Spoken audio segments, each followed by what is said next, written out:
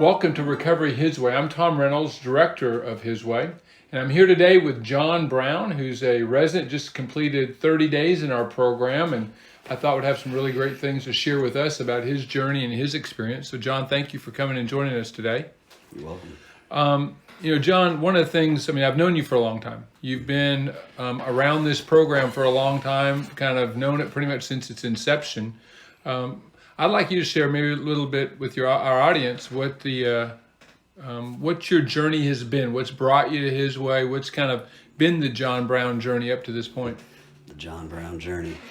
In 2007, I was married, living in Arkansas, and wasn't doing real well. But I came to visit, and Clyde brought me out here to see it and just show it to me and ask for input. And I don't remember what I had to tell him about it, but I wasn't interested in going to rehab, that's for sure. And I ended up getting divorced and going to rehab in 2009, and that was in Tennessee. And when I came back from there, I moved to Alabama and got a job working with someone that was or had been through here, and Daryl and Jeremy were residents here, and we were all working together, and I came to pick them up every day for work. And so I'd sit in on meditation or Devo, and just kind of got exposed to it really through that, and it kind of became a part of my life. I knew it was here. I knew Clyde, of course, and got to know Daryl and Jeremy real well, and I'd come see Jeremy and Daryl periodically. But it wasn't until last year that I actually came. It was about a year ago, May 2019. I didn't stay very long. But then I came back again in December and made it 3 months, and of course had to leave. But then came back again this year in May. So just legal issues, the drugs, of course. This third time I actually wanted to come. That was kind of a different thing there, but that's kind of been the journey of getting here. Right. Well, you mentioned you've been here 3 different times fairly recently. What keeps you coming back here? Why come back here? Why not come here and say, "That's in for me. Let's try something else," or "Let's not try anything"? What keeps you coming back? Well, if I'm being honest about it, the first 2 times weren't my idea. That was just kind of the next move that I could make. The third time, though, I wanted to come back. The second time I was here, I broke a lot of rules and did a lot of things I wasn't supposed to do, but I still got exposed to some new ideas for me, and got to know different staff members and heard the message y'all were delivering. Maybe I didn't follow the message, but I still heard it. And once I got kicked out in February and life quickly fell apart for me and had a lot of things happen, I wanted to come back. And the coronavirus hit and I couldn't make it back right away, but I knew this was where I needed to get back to, so that was my goal. Right. I made it. Okay. Well, you now in the second phase of the program, and I know we've talked a little bit about how you're trying to do it different this time, and I know you've referred to the fact that you tried to beat the system in the past. Yeah. What are you trying to really do different? When you break it down, what are some of the key things you're trying to do differently this time through the experience, and how is that new approach impacting things for you at this point?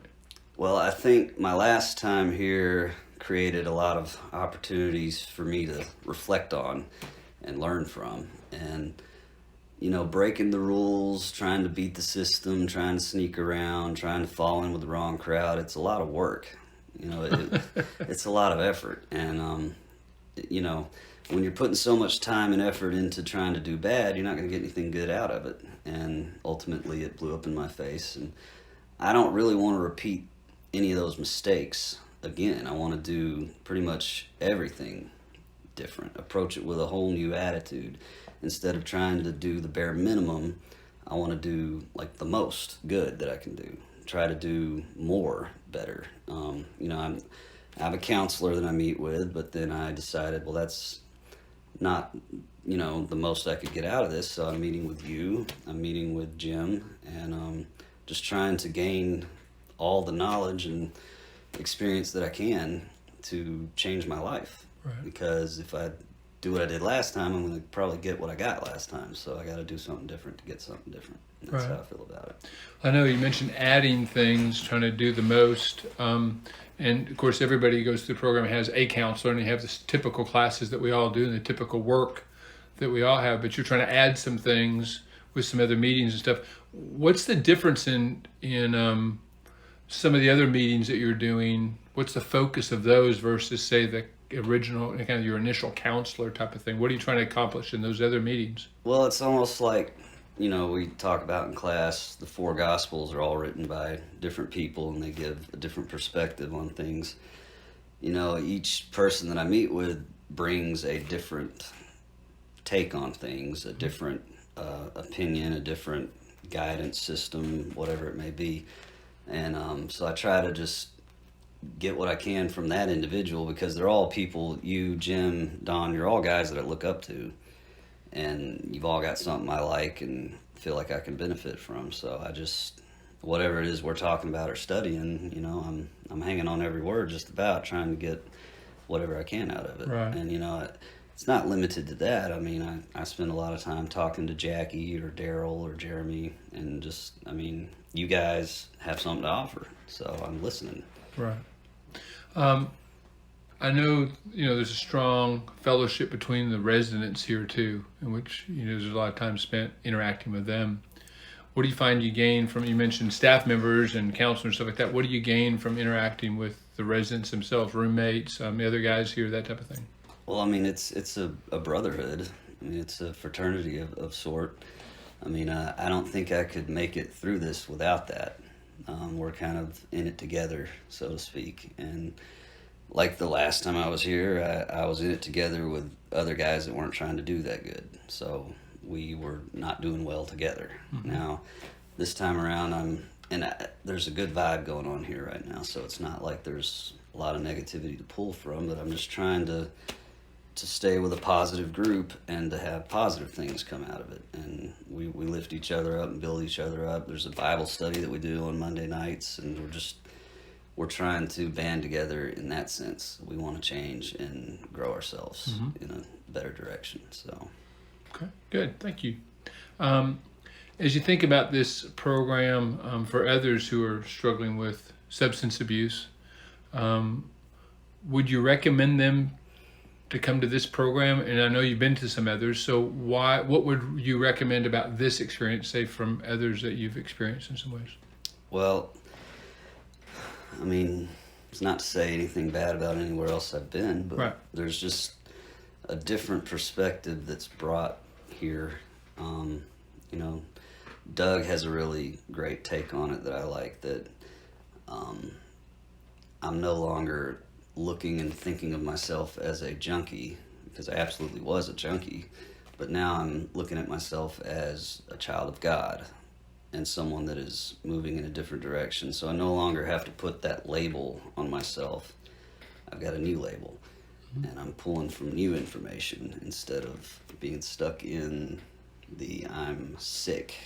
I'm more towards I'm better, and now I've got to stay better and get better. So mm-hmm. That's kind of how I feel about it. Okay, good. As you look forward to about the next 5 months here at least of being in the program, and then moving forward, what kind of hopes do you have? What kind of things do you aspire to? What kind of things are you looking forward to as you look into the future?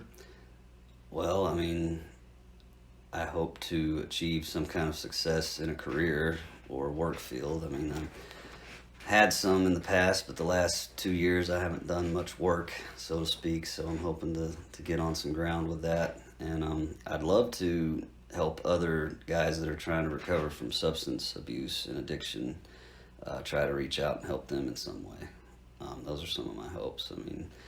Obviously, I want things to get better with my family and my relationship with God, and those things are happening, and they're going to happen if I keep doing the right things. So I feel very hopeful about the future, in that as long as I keep putting one foot in front of the other and doing what I know is right and getting guidance from other people that are doing what's right, my future looks pretty bright. I may not know the specifics yet, but I know it's moving in that direction. Right. So I feel good about it. That's great. Well, Jon, I appreciate you being here today and for sharing with us. Thank you. If you'd like to know more information about His Way, you can check out our website at hiswayinc.org.